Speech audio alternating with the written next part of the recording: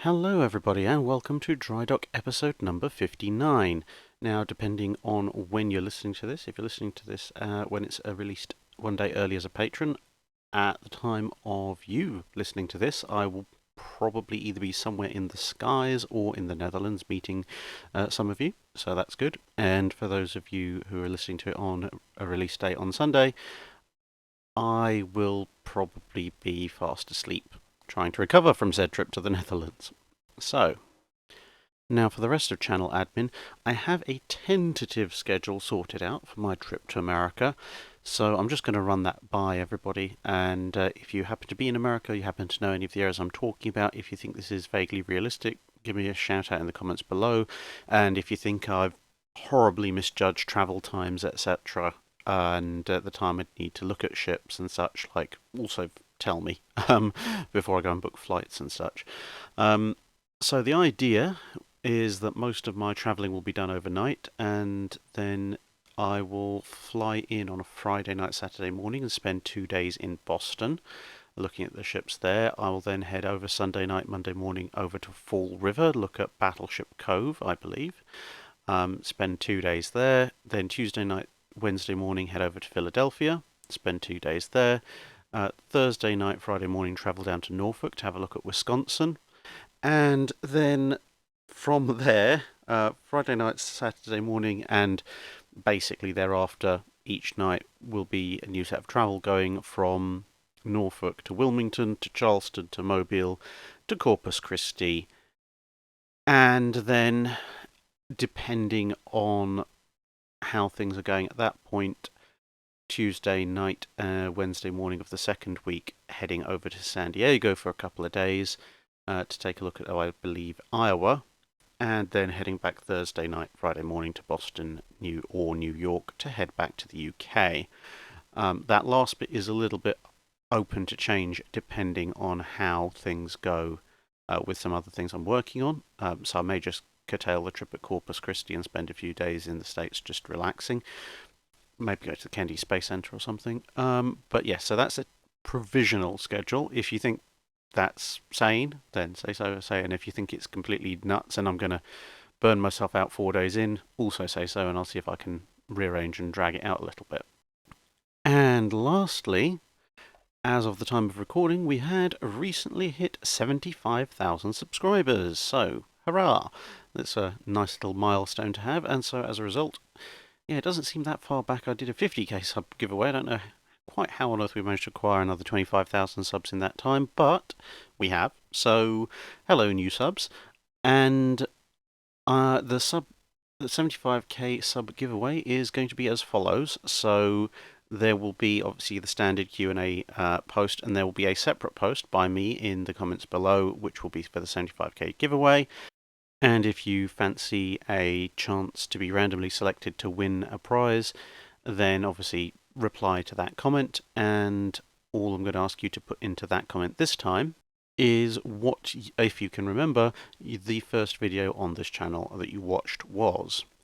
Now the prizes, I am going to announce in advance this time as they are fixed, so as I randomly select winners, and the first number that will be picked from all of those posts, hopefully, will win a copy of the new book Battleship Bismarck by Dulin Garsky and Bill Durans. It comes highly recommended by me and many others. It's a very nice, very thick, very well presented, and very well researched book on the life story of the Bismarck.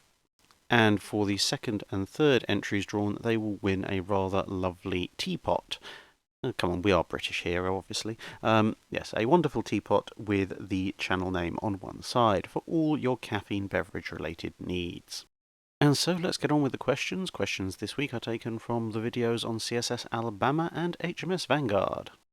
Lucid Nonsense asked, on the mixed propulsion ships that lifted the screw out of the water to reduce drag, how did the screw re-engage with the shaft, and disengage for that matter? Did a sailor have to mate it underwater, and wouldn't a variable pitch propeller be easier to construct?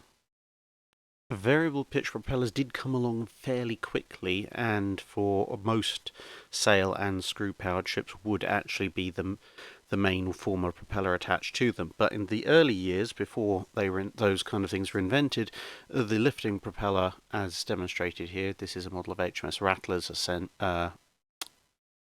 Rattler's propulsion assembly, were used. Now, the way this worked varies from ship to ship. There were an awful lot of patents filed describing various methods of doing it, but the main method that seems to be used most commonly is to retract the shaft, the main shaft inside the ship. So you're still maintaining that seal, but you're just pulling it back slightly from the mounting where the propeller is. And this was usually done by having the main shaft running from the ship terminating in a square head, and then the short section of shaft that ran through the propeller having a square receiver. So with the main propeller shaft pulled back and with the propeller itself aligned vertically as shown, you could then use these chains to pull the propeller and the entire frame that it was on up into the ship to keep it out of the water and reduce drag whilst the ship was under sail alone.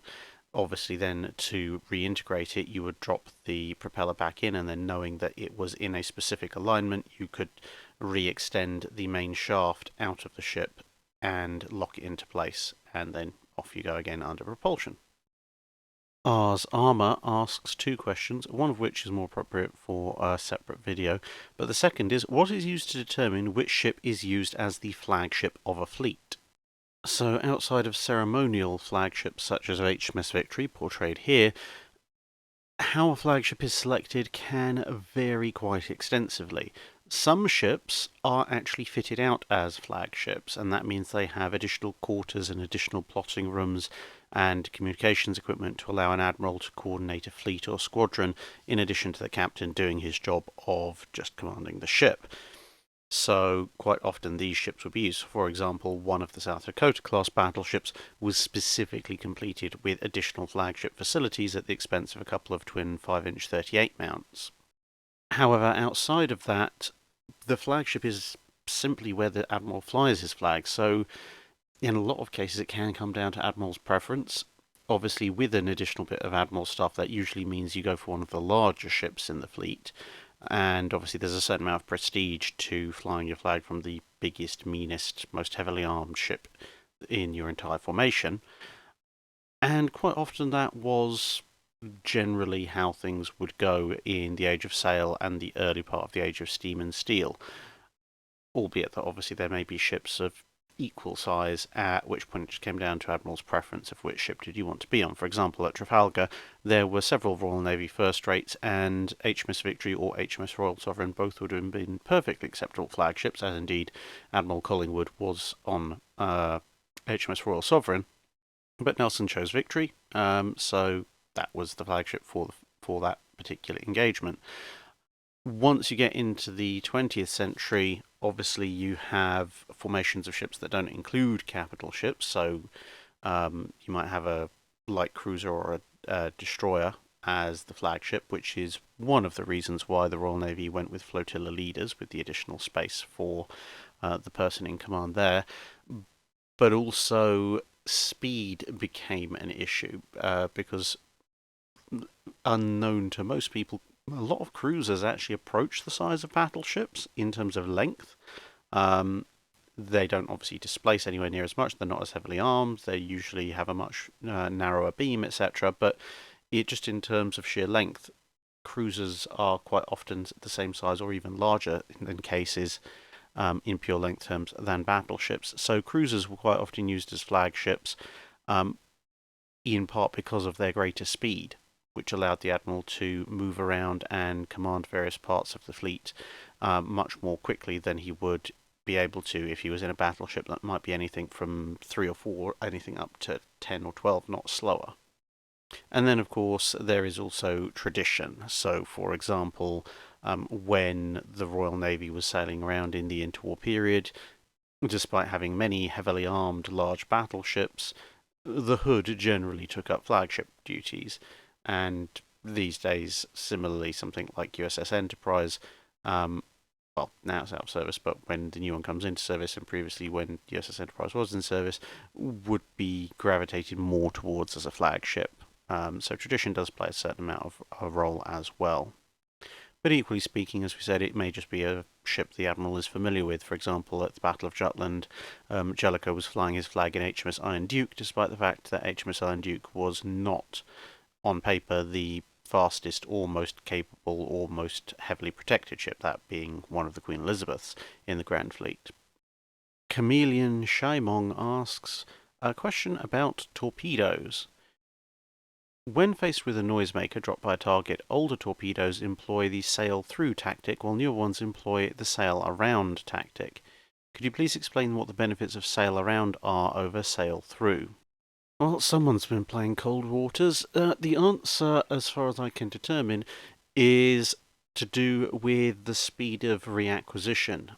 Because if there's a noisemaker dropped between a target and a torpedo that's coming at it, if a torpedo using the older tactic, well, just sail through, doesn't hit anything, keeps going and finds the target again, that means you've got the time between when the torpedo hears the noisemaker and when it reaches the noisemaker, which will often be quite a while, during which time the noisemaker is obscuring directly the noises made by the ship's own propellers, that being the target ship. And as the torpedo gets closer and closer, the field of view taken up by said noisemaker gets larger and larger, which means that by the time the torpedo gets through the cloud of bubbles caused by the noisemaker, the target ship could be in all sorts of interesting directions or distances away from where the torpedo thought it was going to be. Whereas if a torpedo uses to sort of sail around, it's also what's called a step-aside technique when used by the submarine itself. Then the torpedo, because it's changing its bearing, will now move. It will be moved such that the torpedo and the target ship are on a different alignment from the torpedo and the noisemaker, which uncovers the signature of the target ship much quicker and much earlier, and allows the torpedo to reacquire the target ship before it can do much in terms of evading or clearing the distance. It also gives relative bearings to the sources of the noise, and so more intelligent torpedoes can work out, well, I was here and this sound signature was here, and now I've moved over here and this sound signature is still here, therefore it's probably stationary, therefore it's probably a noisemaker, whereas this other sound signature that I've picked up on my way around is constantly in a different position and is moving, therefore must be the target ship. So basically it's about being able to reacquire the target sooner rather than later. Barry Jones asks, you mentioned the use of chain as armour in the video. This is the one on USS Alabama. Several other Union vessels used chain as armour. Do you know how effective it was? The answer is it varied depending on what was being shot at it, and also how densely packed you put the chain. Now, let's be clear. First thing, chain armour was nowhere near as effective as actual full-on plate armour, much the same as in the medieval period where mail was superseded by plate. So also was this literal chain armour less effective than the solid plate of actual armoured warships. However, it did have its place.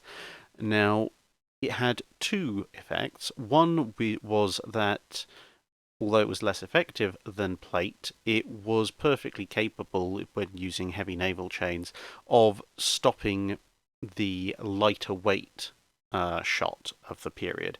Now, bear in mind that that lighter weight shot was sort of 24, 32, anything up to maybe 42-pound shot, which would have been rated as quite heavy shot in the age of sail. But hey, guns move on.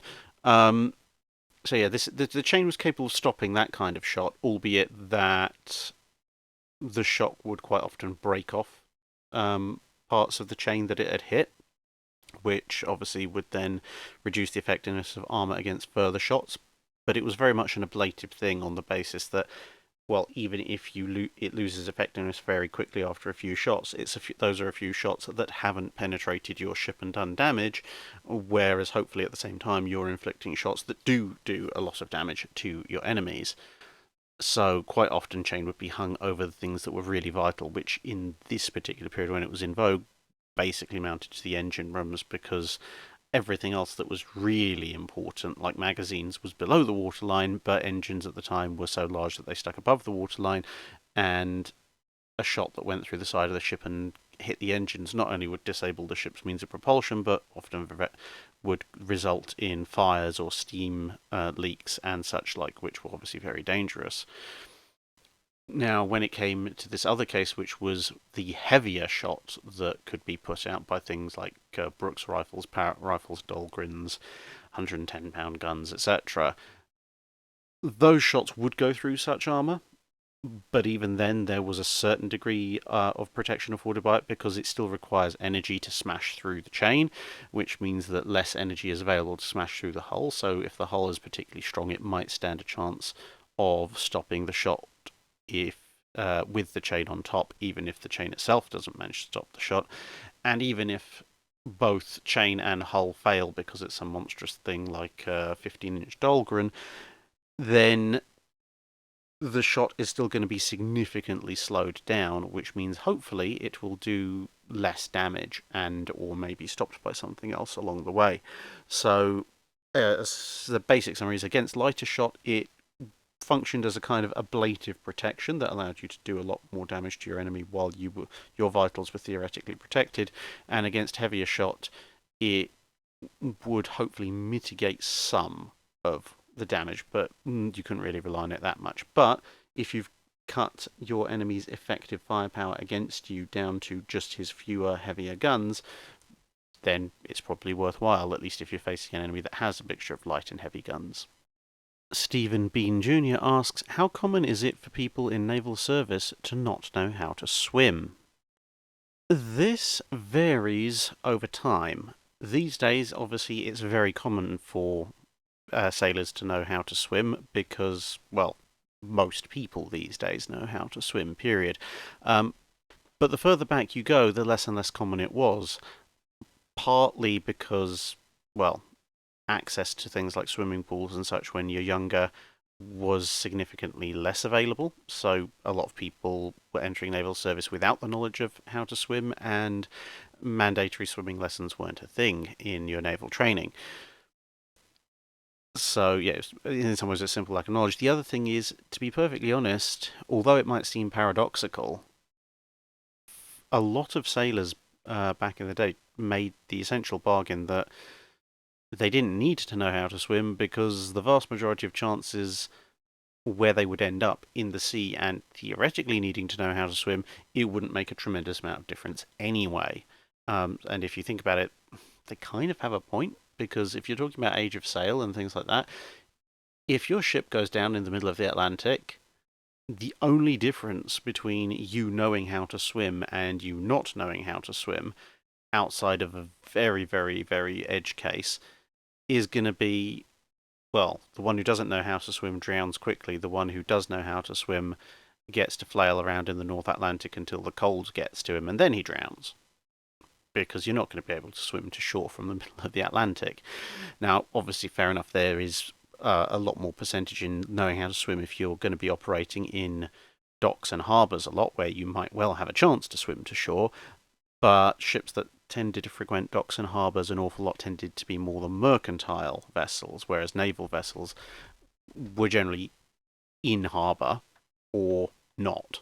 They didn't tend to just pop in and out at random very frequently. So if you were on a naval vessel, then you'd either be tied up to a dockside, in which case, well, you literally can step out onto the shore, or you'd be taken to and from shore by boat, and if you fell off the boat, then hopefully somebody would just haul you back in again.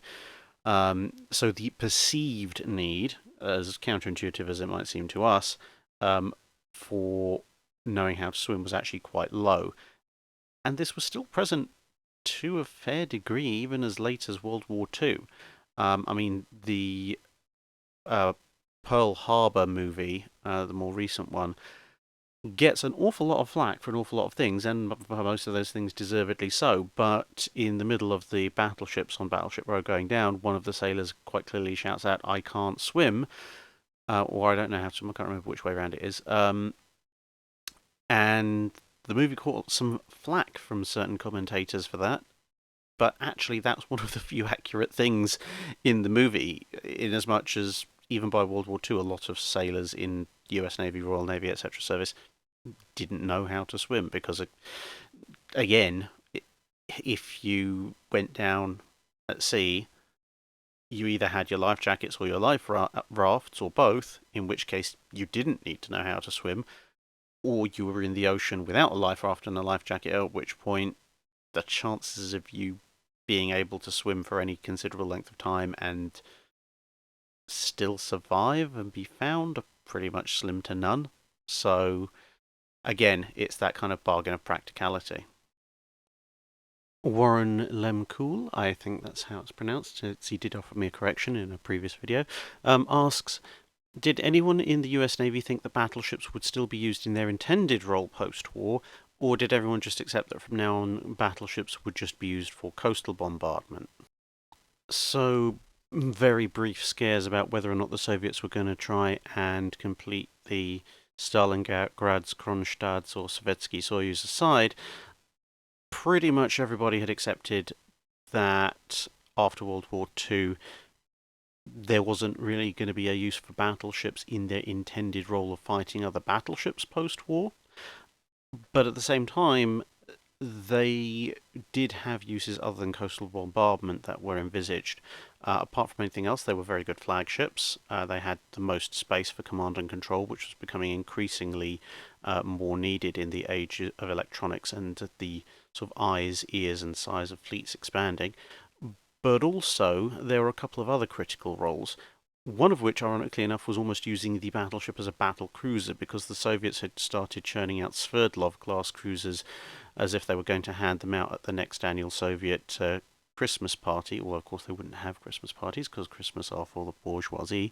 But anyway, the Soviets had an awful lot of Sverdlovs, and so this was the reason why one of the reasons why the US Navy kept some of its battleships around, and also why the Royal Navy kept a bunch of its battleships both in reserve and obviously Vanguard in active service, with the argument being that these were necessary to easily and comfortably kill off the massive anticipated Soviet cruiser swarms, which is to say, capital ships killing cruisers is pretty much the original battle cruiser concept. But never mind, it was something that they thought they might need to do.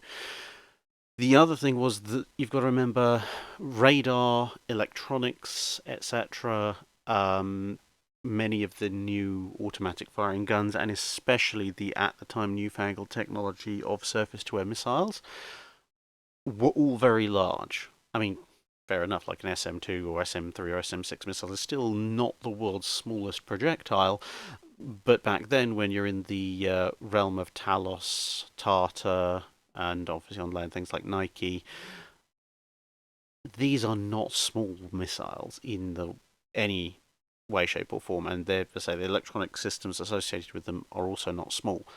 Battleships, also not small, so they have a lot of space on them, so they were retained partly out of consideration for the fact they may well be the only ships that you could conceivably mount any significant number of these new weapon systems on for the minute. As it turned out, as we've covered in other videos, the Kentucky, although it was planned to be converted into a guided missile battleship, wasn't, and missile refits to the 4 in-service Iowas also didn't happen, similarly with Vanguard. But it was still a deeply considered possibility for a significant number of years, which kept the battleships in service for a while after the Second World War. The last aspect of it was possibly somewhat grim, but it was based on the Bikini Atoll tests, Able and Baker, with Operation Crossroads, which had shown that actually battleships were remarkably capable of surviving even relatively close-range nuclear bursts, certainly better than any other class of ship. And so battleships, to a certain degree, although it was very much a tertiary reason, were kept around in the expectation that on the new atomic battlefield, they might well be the only ships that would still be around after somebody set off a nuclear torpedo or a nuclear-tipped cruise missile. BK Zhong asks, how practical would it have been to lay down HMS Comparable before converting the hull into a carrier after the Washington Naval Treaty regulations. Well, the practicalities of laying down HMS Incomparable are, shall we say, slim. It was not a seriously considered design by anyone other than Admiral Fisher, and after he was gone in the middle of World War One, the Royal Navy really didn't think about it any further.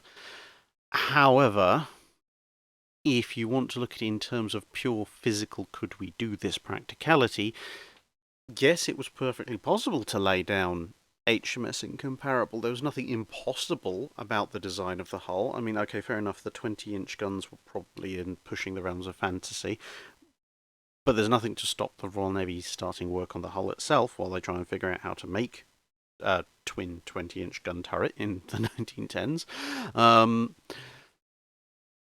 If they'd had the time, money, and resources to do so, then sure, why not? The Royal Navy has made stranger decisions in the past. As for converting it into a carrier, actually, this is where things get rather interesting, because HMS Incomparable is actually near enough damn near perfect a candidate for a carrier conversion. It's definitely got speed. It was designed for 35 knots. It's got length. I mean, it's 1,000 feet long and 104 feet wide, and that's before you add a flight deck to it. Now, to put that into perspective, you're talking about a ship that would be approximately the same dimensions once the overhangs for fore and aft for the flight deck had been installed. Bear in mind the above mock-up is kind of a sort of a courageous, glorious style early 1920s conversion, but once it's got full-length flight decks, you're probably talking about a ship the size of a Forrestal-class supercarrier in the 1920s. That's going to take a lot of aircraft. And to say, it's got the speed for it as well, which, say, something like Cargo did. This is effectively a kind of Lexington-Saratoga conversion, except now on steroids. And given that Lexington and Saratoga had this clause put into the Washington Naval Treaty to allow them to be converted, even though they vastly exceeded the otherwise regulation limitations on tonnage for aircraft carriers, Incomparable probably would have had a similar clause put in for it. So yeah, it would have been incredibly useful, and certainly could have been done. At that point, they probably wouldn't have gone with, well, either not gone with or maybe not kept around something like Argus or Eagle, or possibly both, in exchange, and you'd get a much more capable vessel out of it. Quite what would happen to it in World War II? Luck of the draw. Could end up like Furious and have a nice long operational career. Could end up like Courageous and get hit by torpedoes in the first 2-3 days of the war. You never know. But certainly, if the Royal Navy had been built, literally the best possible decision they could have made would have been to convert it into an aircraft carrier. Jerome Chan asks, were the 5-inch 54 caliber secondary guns for the Montana-class battleship ever thought to be utilised to upgun the Iowa class? From what I've been able to find, there was some thought given at various points to replacing the 5-inch 38s on the Iowas with 5-inch 54s, not to be confused with the much later 5-inch 54s that are used on modern US warships. We're talking about the secondaries originally designed for the Montanas and later used on the Midways. But obviously, as history shows, it never really went anywhere. I suspect the primary reason was probably weight, given that a single gun mount for the 5-inch 54 weighed about as much as some of the earlier 5-inch 38 caliber twin mounts. So to get a 5-inch 54 twin mount to retain the same number of barrels would have required considerable amounts of additional top weight on the Iowas, and obviously with the various new systems that were constantly being added, particularly things like radar, the Iowas, as with pretty much all other World War II ships that survived into the missile age, already had enough issues with top weight to worry about without replacing the 5-inch 38s with another anti-aircraft gun when in an era when everyone pretty much had concluded that missiles were the thing for long-range naval air defence and not heavy caliber anti-aircraft guns. Daniel Summary asks, you talk about the a turret of King George V being interesting. What does that really mean? Would there be flooding or what? Well, thanks to that unraised bow as a result of the Admiralty requirement for the ships to be able to fire dead ahead with their main armament, this would be the typical view of the bow of a King George V class ship in heavy weather. And bear in mind this photo is taken from either the bridge or on top of B turret. Yeah, so imagine being 15-20 feet lower down and you're in A turret. Yeah, well, this is pretty much you. So yeah, in this picture we see the King George V class monitor with only the forward twin 14-inch gun, because A turret has completely disappeared under sea and spray. Yeah, this turned out to be something of a design flaw. So yeah, when I say life got interesting in A turret, by that I mean you better hope and pray that every single part of that turret has all its waterproof seals up and running and in perfect working order, and also that the several metric tons of seawater that have just been slammed against said seals don't displace, damage, or dislodge any of it, because otherwise you're going to get an awful lot of high velocity freezing cold water in there, and it is not going to make your life very pleasant. And yeah, it's once the weather gets up like that, you don't even really have much of a chance of getting out, because if the water's driving in that badly inside the turret, what do you think is going to happen if you try and step outside of it? Well, that's one way to a very watery grave very quickly. So yes, that's what I mean when it says when I say interesting. It's hope the rubber seals work properly, or else grab your life belt and hope you're not going to die of hypothermia before the ship turns around. This is one of the reasons why in a lot of pictures of King George V class battleships in heavy seas they have their A turret trained around past 90 degrees to port or starboard, specifically to avoid things like the gaps between the guns themselves and the turret being exposed to the slamming of the water, in an effort to both keep the guns intact and also to keep the crew alive. William Kruger asks, were pre-dreadnoughts with their multiplicity of differing calibers of armament a good idea given the technology and doctrines of the time, a product of their time quickly outdated, or a bad idea from the start? A bonus question, we've all seen anchors and anchor chains on ships, but never what they're attached to deep in the ship. What are they attached to, and how does it not break? So, pre-dreadnoughts. Their multiple armament is kind of a mixture between your first two choices of good idea at the time or product of the time quickly outdated. They are very much products of their time, and yes, they were quickly outdated by technology, but there was a certain degree of method to the madness when it came to the vast multiplicity of gun calibers, and this pretty much derives from what those ships are expected to do, because bear in mind, this is very much still early period for ironclad warships and later on steel-armoured warships. The era of the sailing line of battle is within not even just living memory, within service memory of the people who are sailing in the earliest pre-dreadnoughts, at least for some of the upper echelon officers. And in something like the Age of Sail, you don't have the classic mixture that we would think of in sort of World War I or World War II Navy, where you have battleships escorted by cruisers and both of them escorted by destroyers, etc. There was no fleet organisation like that. In the Age of Sail, you had your line of battleships, and they went in and fought each other, and everyone else kind of hung back and watched, if anyone else was present, frigates and such like.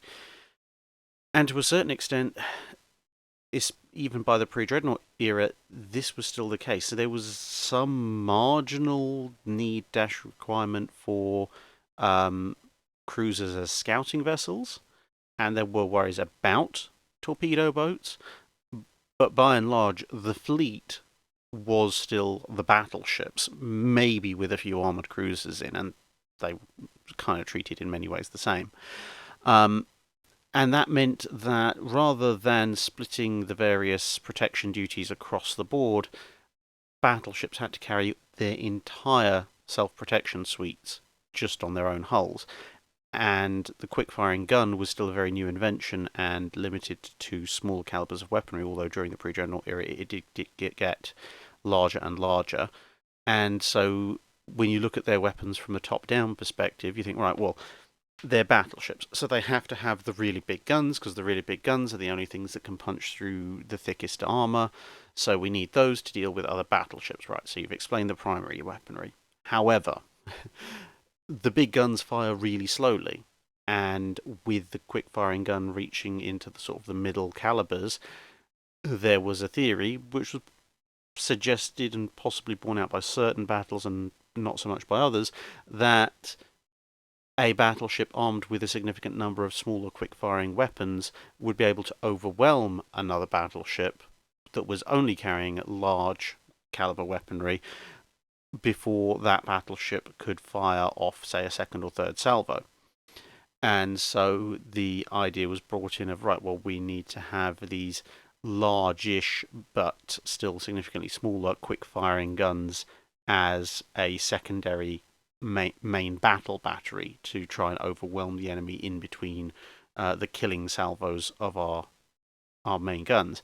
And quite a lot of naval tactics at the time actually relied on the idea of, yeah, you can lob a few heavy shells at each other, but really the battle's going to be decided at first by the quick-firing guns in the secondary battery, and then once you've disabled or crippled or otherwise beaten down your opponent, then your heavy guns will come into play at short range to blow them apart and sink them, finish them off. There was a sort of a 1.5 battery, if you will, which was demonstrated on ships such as, say, the French pre-dreadnoughts, where they went for a kind of an intermediate caliber, sort of 10, 11 inch, that kind of area, which was designed to have almost as much penetrative power, but to have a rate of fire that was more approaching the quick-firing battery than the primary battery, but that wasn't present on all pre-dreadnoughts. So now you've accounted for like the primary battery, the secondary battery, and maybe that sort of 1.5-ish battery that shows up in other places. Then you go further down the chain, because whilst your secondary quick-firing battery might also be useful for dealing with some cruisers, there are also the much lighter small cruisers, scouting vessels, and torpedo boats, and the heavier sort of 6, 7, 8-inch weapons that were in the secondary batteries, although they could fire a bit quicker, were still considered to be relatively slow tracking when it came to going after those smaller targets. And so you'd have a tertiary battery, and this tertiary battery would be sort of maybe a 3, 4, 5-inch weapon, and these were both quick-firing and relatively quick to traverse, so you'd use these against your smaller targets.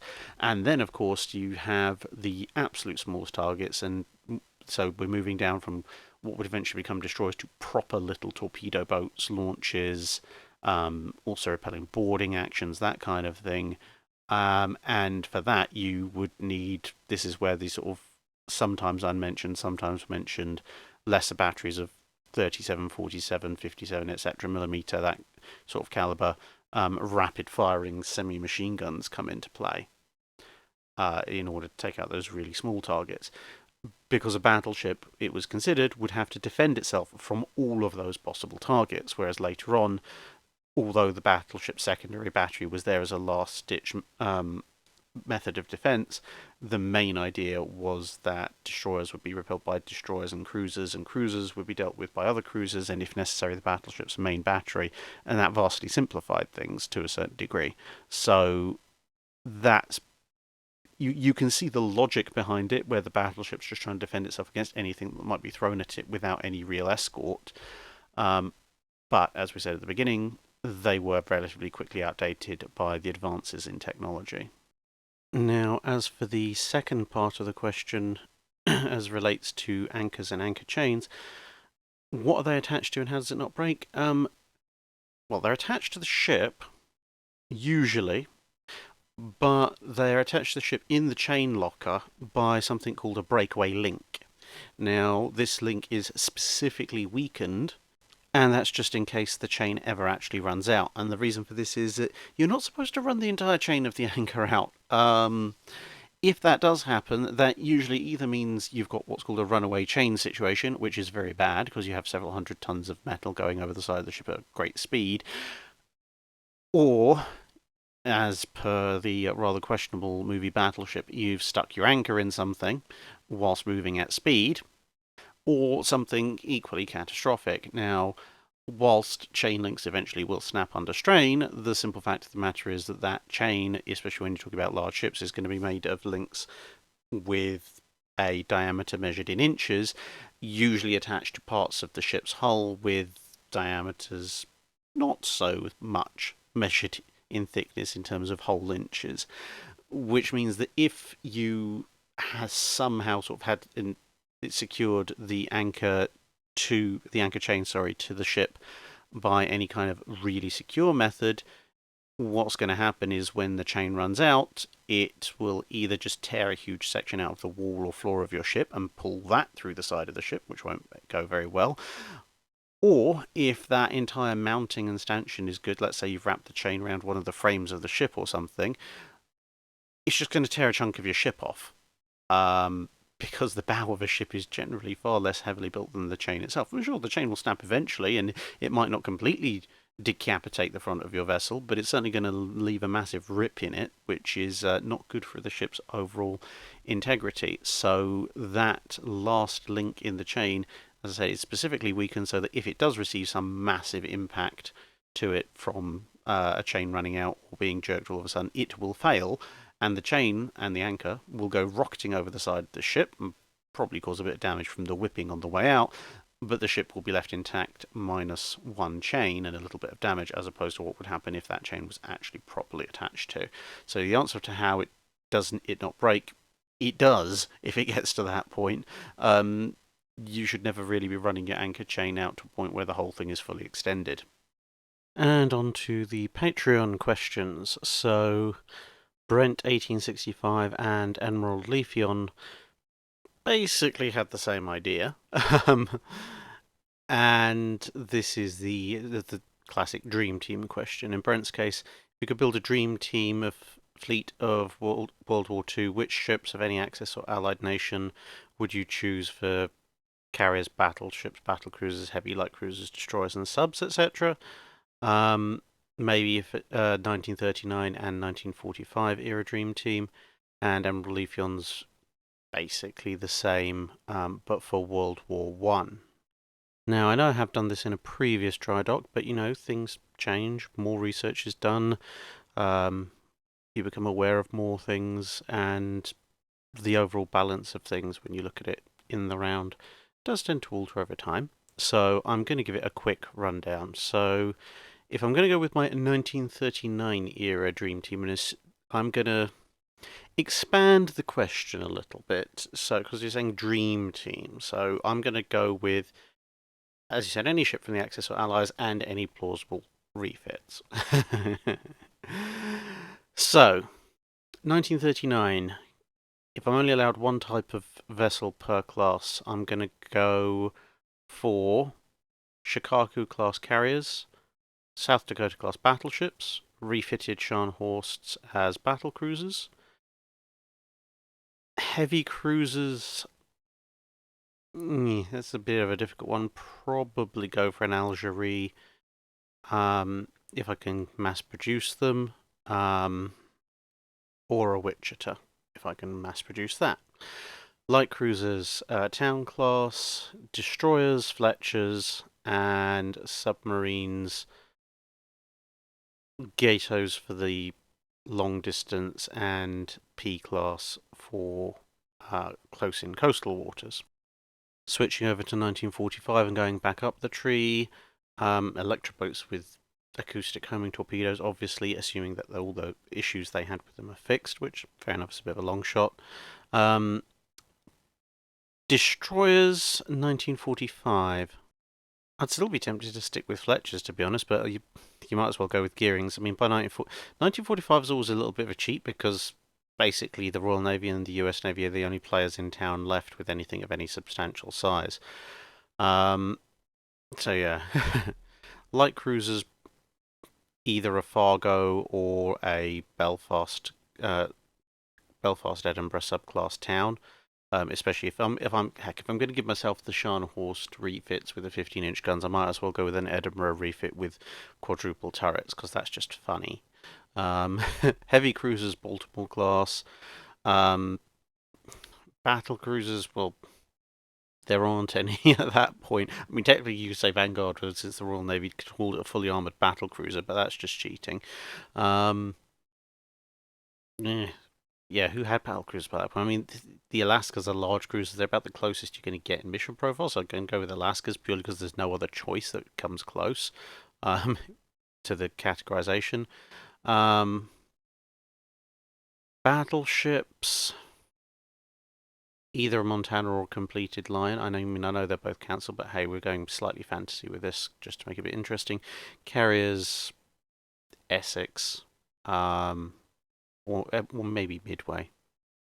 I mean, heck, if I was going to go full fantasy, I'd want Maltas, but that's probably pushing it a lot further than a Lion or a Montana would be. Now, from the context of Emerald Leafion's question, I believe he's probably talking about the beginning of World War I, so I'm going to go with that. So, for 1914, taking ships that are either just been commissioned or near enough about to be commissioned, basically ships I could make my fleet up of roughly of 1914 period. Going down the list, well, carriers don't exist, so that's easy. Battleships, I'm going to go with the Queen Elizabeth class because, hey, 15-inch 42 caliber guns. Battle cruisers, I'm taking the Der Flinger class, if for no other reason than I'm getting the flipping Iron Dog on my side, thank you very much. Heavy and light cruisers don't exist, so armoured cruisers, I'm just not going to take them. If you hold a gun to my head and say you have to take an armoured cruiser, I'd say fine, I'll take a Blucher. Light cruisers, as they are at the time, is, well, fun. For light cruisers, I'll probably go with a town class. The original town class, that is. The problem is at this point, the German Navy, outside of the battle cruisers, has smaller and slightly less capable warships overall. The Americans aren't building anything but battleships, and they haven't quite hit their stride with the standards yet. And everyone else is third tier at best. So it apart from the battle cruisers, it pretty much sounds like a Royal Navy. So I suppose with the armor cruiser, I'd take a Blucher. Destroyers, it's a bit of a grab bag, to be perfectly honest. There's multiple destroyer classes that do perfectly fine, and submarines, well, yeah, who knows with submarines? I mean, E-class, early U-boats, all much of a muchness, to be honest, depending on what my role and capabilities are needed. Daniel Ziegler asks, what are your thoughts on the upcoming Midway movie? What battle naval campaign would you like to see get the big screen treatment? Yes, the upcoming Midway movie. If there was ever a movie that made me gently massage my temples and try not to scream. It's not that I don't want to see a movie of Midway. I'd really like to see a good movie of Midway, and to be fair, the CGI, the graphics look absolutely stunning. Well, I suppose given that most of the portrayals of Midway I've seen have been sort of cheap History Channel knockoff basic computer graphics, so that's not exactly a high bar to clear. But still, accuracy issues aside, with some of their choices of particular aircraft models and coloration, which I'm sure there's a few people who are very particular about those things, and for good reason, because the research isn't that difficult to do. But those historical accuracy issues aside, it at least looks like it's slightly more historically accurate, at least as far as the CGI goes, than Pearl Harbor. For one thing, I haven't spotted any modern US Navy destroyers blowing up randomly at Pearl Harbor, which is always a plus point. But to be perfectly honest, from the trailer, I haven't got an awful lot of a Midway from it yet, which makes me worried. It looks, if you showed me that trailer and just cut out maybe one 5-second scene and the end card title, I'd actually think this was more like a redoing of Pearl Harbor, because that seems to be most of what they're talking about, with a few bits from Operation Doolittle thrown in there as well. There's a lot of the usual tropes that annoy me about the original Pearl Harbor, with Zero's machine gunning civilians in the Pearl Harbor attack and all that nonsense. And of course, it starts off with when our freedoms were under threat. No, Roland Emmerich, America and its freedoms were not under threat. The Japanese were not coming to invade the continental United States. They barely made it to Pearl Harbor. The realistic chances of them actually invading even the Hawaiian Islands were pretty much nil. What the Japanese were doing was they were upsetting you by taking away the Philippines and having territorial ambitions on the other side of the Pacific Ocean. America was not under threat. Get over yourself. That's not to say the war wasn't worth fighting. That's not to say that the men in the US Navy who fought back against the Japanese, who were not the most pleasant of people by a long shot, didn't do what they needed to do. That's all perfectly valid. But for goodness sake, can we please present the Pacific War for what it was, which is a war in retaliation for a surprise attack and a threat to foreign policy. It was not an existential threat to the United States.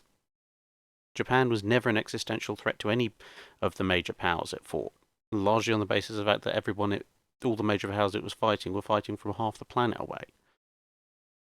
Sorry, I just get annoyed with that kind of overblown nature of things sometimes. But in terms of slightly lighter note of what naval battle campaign would you like to see get the big screen treatment? Well, I'd like Midway to get it done properly, for one thing. Heck, to be honest, well, actually, no, I'd say I would want Pearl Harbor to be done properly. It was done properly. The movie's called Tora, Tora, Tora, and I strongly suggest if you haven't seen it, you go and watch it. The naval battle I'd really like to see get the big screen treatment properly full on. It's got to be an even tie between Trafalgar and Jutland. Yeah. Robert Henry Ilston asks, considering the Panamax limitations placed on all large US warships, what would the largest possible US battleship, taking into consideration World War II - early 1950s era technologies, look like and be armed with? Pretty much the Montana class. I mean, the Montana class was already built over the existing Panamax specifications. It was cheating to a degree with regards to the question, because it was built on the predication of expanded lock gates, which were being considered at the time. So it's already wider than than you'd otherwise get through. And it was also built to a size that US shipyards were capable of actually building. Without the US completely redoing their shipyards, you're not going to get something that much bigger than a Montana unless you try and build it in sections. And sectional building of warships and then welding the bits together, that's not a technology I would particularly be happy with using in the late 1940s, early 1950s. So, assuming that you're prepared to take a hit and go, right, well, we're going to build this thing to new Panamax specifications, but we're going to build it to a size that we're actually going to have to exclude certain of our shipyards and dockyards from actually being able to build service this vessel.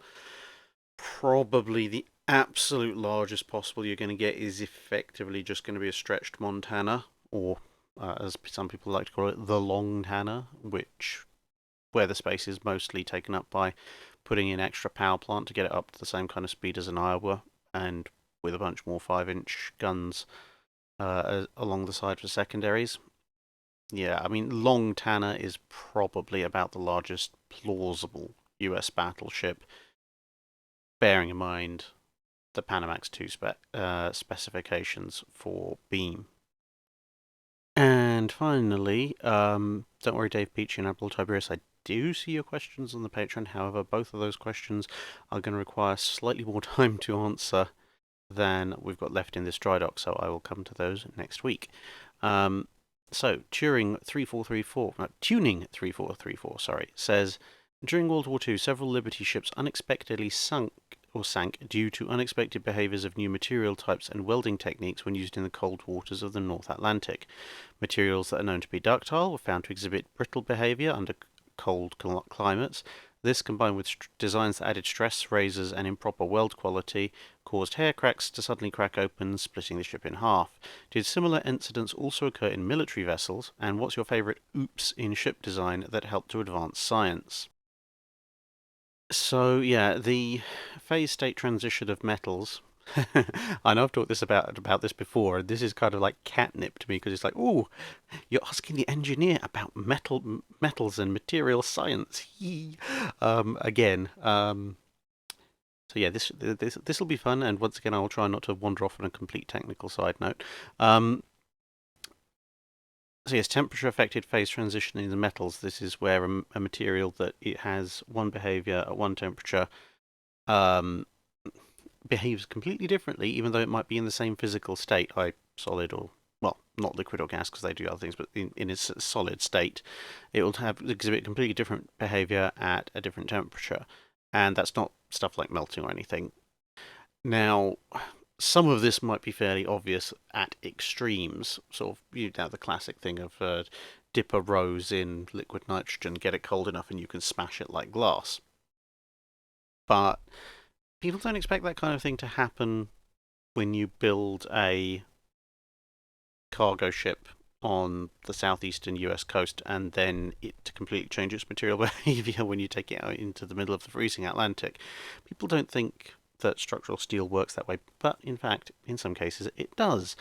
This is an issue that goes all the way back to the very first iron ships, even way before the American Civil War and HMS Warrior, way back even before then, when you're looking at things like the Nemesis and the early experiments with iron ships. There's a reason why iron shipping was available to civilians significantly before it was available to the general military, and that's because back in the 1840s there was this big craze of, oh, should we have iron ships? Are iron ships the future? Let's try them out.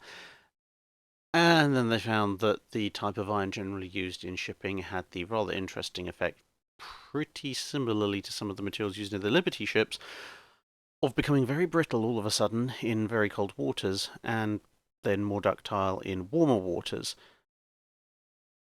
If you do tests on land, where it's obviously a little bit warmer than at sea, you get the ductile behavior. And people went, oh, well, if a shot goes through an iron hull, it just leaves a nice patchable hole. This is great, and there's not that much debris and splinters, unlike if we punch a hole in a wooden hull. Then the first few iron ships got shot at, and it turned out that once the hulls had been cooled by a few degrees due to sitting in relatively cold seawater, it was more like punching a cannonball through a very thick sheet of glass. Much bigger hole, much more difficult to patch, cracks everywhere, jagged sharp fragments flying everywhere, not a very pretty sight. And then everything was back to the drawing board, and hence it was only after they figured out some of the material science behind it and also backed everything up with thick layers of wood that you would eventually get the ironclads of the 1860s. Naval designers, for some reason, keep forgetting this. They learn the lesson, and for the next 20, 30 years, it's fine.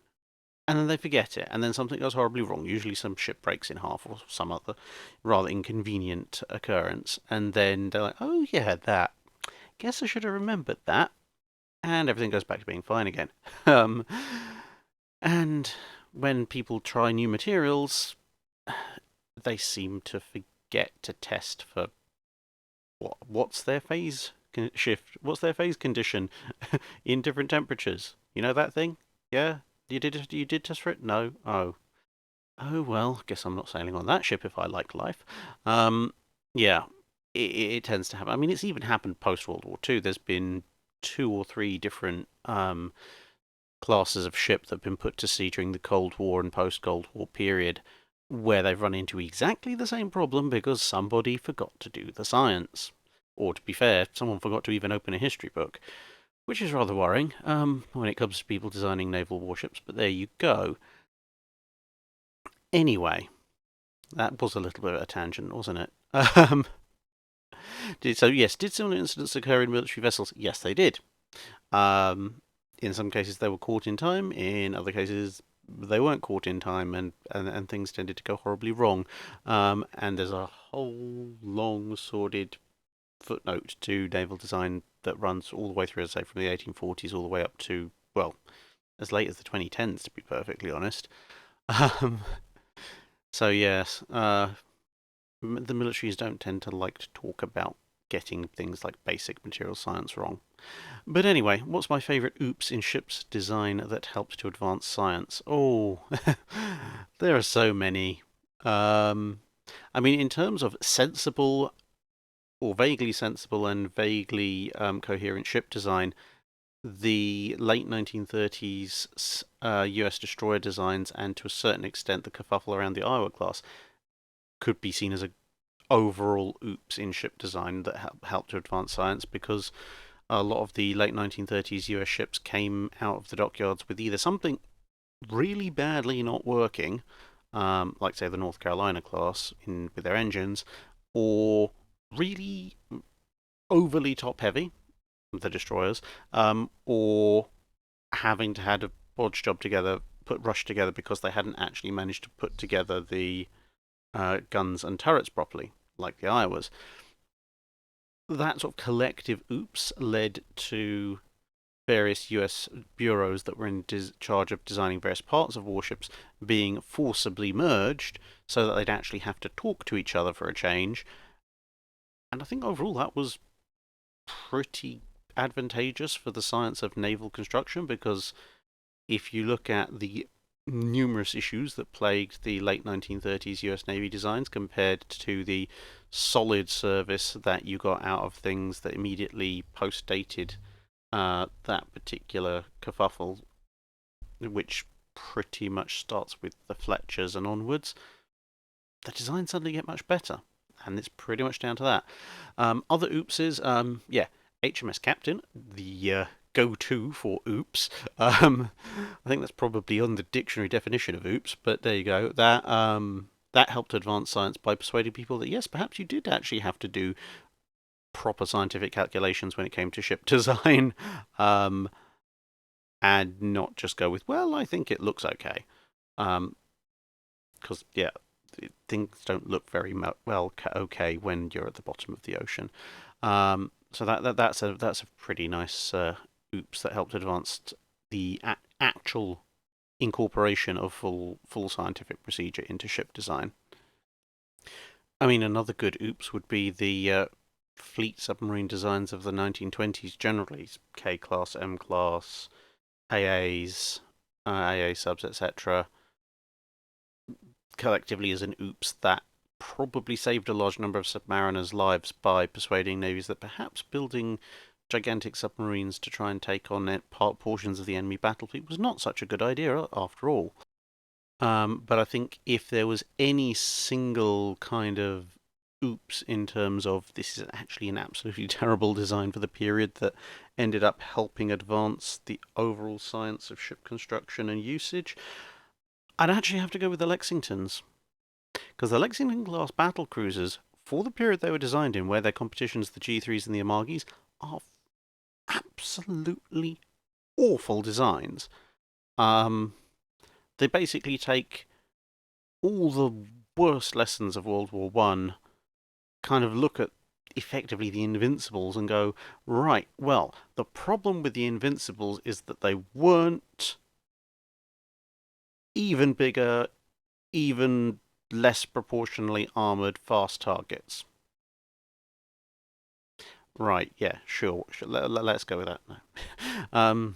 Yeah, just I don't know what they were thinking. It wasn't anything good. But converting them, giving the US Navy Lexington and Saratoga, giving them therefore pretty much the biggest, meanest fleet carriers around for the entire interwar period, and thus helping to develop an awful lot of principles around carrier design and operation, and in both cases seeing fairly good service in World War II, albeit Lexington's was obviously curtailed somewhat quite early. But Saratoga continuing to give solid service throughout the majority of the Second World War. That they made a huge contribution to the overall science of aircraft carriers, and let's face it, they look damn good as well. So in terms of a favourite oops in ship design that helped advance science, I'd actually go with the Lexingtons. And that brings us to the end of Drydock episode 59. Thank you very much for listening. Hopefully at some point in the next week or two there'll be a What I Did on My One-Day Holiday in the Netherlands by Drac. So let's see where that takes us, and I hope to see you again in another video.